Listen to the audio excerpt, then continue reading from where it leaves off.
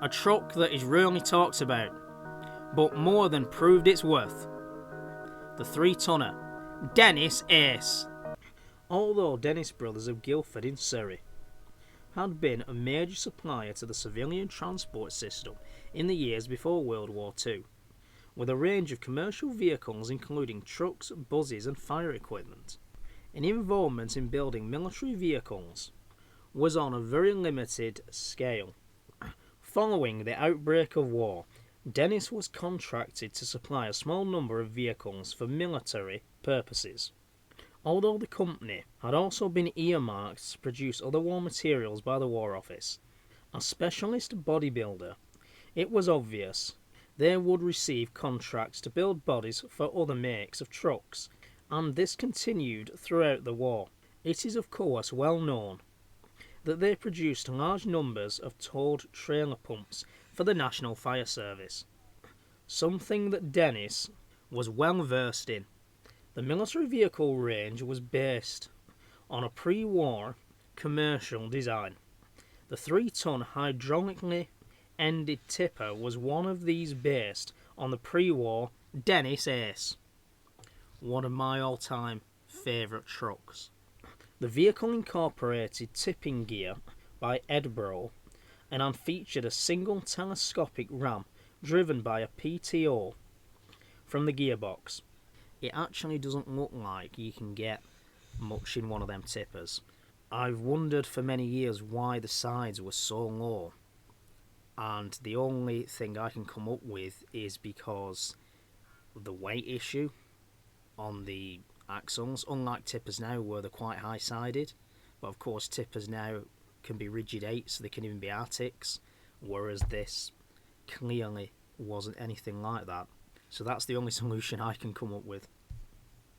Typical of many tippers of the period, the body featured drop-down sides and a top-hinged tailgate. The sides were removable to create a small flatbed if required.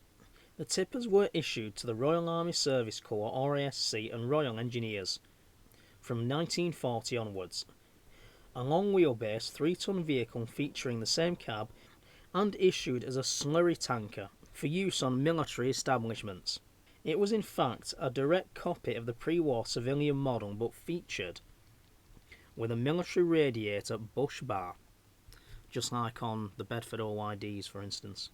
Wartime lighting and some with an observation hatch in the cab roof, plus the usual military paint scheme. They were issued to all 3 of the services. The only other type that surfaced on the model in our mobile telephone exchange with a large box body with custom built cab with protruding roofline.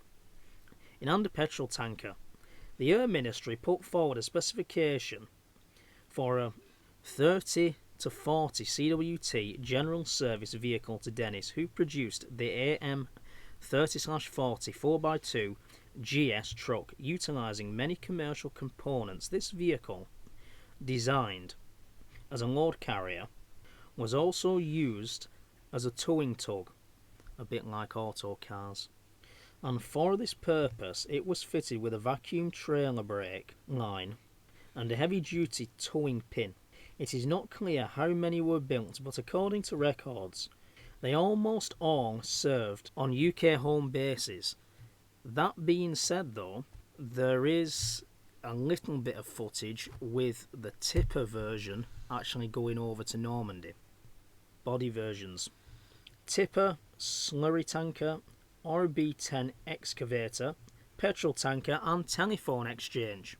Stats: engine Dennis 4-cylinder petrol bore 100mm, stroke 120mm, capacity 303.76 litres maximum, 75 British horsepower at 3,000 revs per minute, maximum torque 1,850 pounds, gearbox 4-speed forward, 1 reverse, ratios 44.0 to 1.22.0 to 1.2 to 1.12.2 to 1.7.0 to 1.